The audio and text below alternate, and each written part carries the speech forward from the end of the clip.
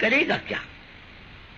آج جو مسائل ہیں وہ کام کے نہیں بزرگوں، اللہ نے کام کے راستے تو کھول دیے، کام نکل گیا، موافقت و مخالفت کی منزلوں سے آگے جا چکا کام۔ آج کوئی مخالفت کرے تو کام رکتا نہیں، کوئی موافقت کرے تو کام بڑھتا نہیں، موافقت مخالفت کی منزل سے نکل چکا۔ استدبار کے زمانے میں کام کرنے والا محفوظ رہتا ہے اور کام خطرے میں رہتا ہے۔ استدبار کے زمانے میں جب مخالفت ہو، رکاوٹ ہو، بات نہ سنی جائے، دھکے مارے جائیں، نکالا جائے، اس زمانے میں کام خطرے میں رہتا ہے، کام کرنے والا خطرے میں نہیں رہتا۔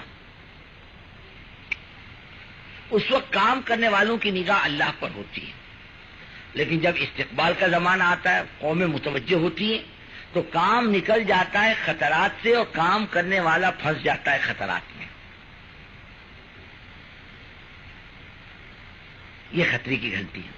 امام احمد بن حنبل رحمۃ اللہ علیہ فرمایا کرتے تھے، جیل کا زمانہ اچھا تھا یہ عزت کے زمانے کے مقابلے میں۔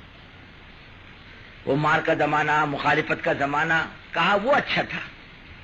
یہ جو آج کا استقبال کا زمانہ آیا ہے، فرمایا یہ خطرے کا زمانہ ہے، آدمی اس پہ بچل بھی سکتا ہے۔ اسی زمانے میں تو کام کرنے والوں میں گروپ بنتے ہیں، اسی زمانے میں تو تیری میری ہوتی ہے، اسی زمانے کے اندر تو آدمی اپنی ڈیری کی مسجد الگ جماتا ہے، اپنا مقام الگ بناتا ہے، اپنی پوزیشن الگ بناتا ہے، پھر علاقائی ذہن بنتا ہے، صوبائی ذہن بنتا ہے، ضلع کا ذہن بنتا ہے، اور اپنی بستی کا ذہن بنتا ہے۔ یہ سب گندی ذہنیت ہے۔ میرا علاقہ، کوئی اپنے خاندان سے لے کر آیا اپنا علاقہ، باپ نے وراثت میں دیا اپنا علاقہ، کہ اللہ میاں نے بانٹ کے دیا علاقہ، یہ تیرا علاقہ، یہ میرا علاقہ، یہ بستی میری بستی، یہ تیری بستی، اللہ نے بانٹ کے دیا نہیں، بلکہ اللہ تعالیٰ نے اس کے لیے تو کام کے سارے راستے کھول دیے۔ لیکن یہ ذہن کب بنتا ہے؟ جب استقبال کا زمانہ آتا ہے۔ اب کام کرنے والوں کے لیے خطرات بڑھ جاتے، کام تو نکل جاتا، یہ پھنس جاتا، اور اس کا ٹھیک ٹھیک چلنا یہ ضروری ہے۔ اس کے لیے بزرگوں دوستو، یہ باتوں کے مذاکرے کے لیے یہ اپنی پرانوں کی مجلس ہوتی ہے۔ جو جو عمل ہوگا وہ آپ کے سامنے آئے گا، یہ موقع کا یہ عمل، یہ موقع کا یہ عمل، یہ موقع کا یہ عمل، ہر چیز آپ کے سامنے آئے گی۔ کوئی مجلس الگ نہیں ہوگی، کوئی مشورہ الگ نہیں ہوگا، جو کچھ ہوگا وہ یہیں سے ہوگا۔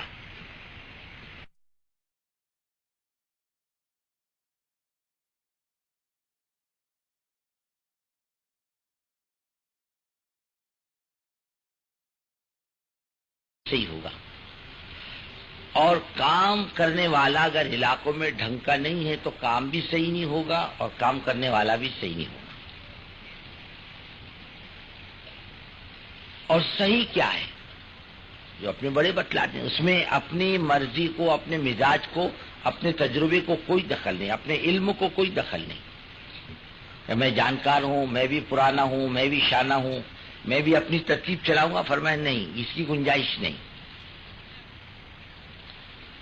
نہ تمہاری مرضی کی گنجائش، نہ تمہاری چاہت کی گنجائش، نہ تمہارے تجربے کی گنجائش، بلکہ اپنے بڑے جو بتلا دیں اسی کے موافق کرنے میں خیر ہے۔ اور کام کا جو مزاج ہے اس کا اپنا رخ ہے، کوئی اپنے رخ پہ ڈالنا چاہے تو کام نہیں چلے گا، ٹھپ ہو جائے گا۔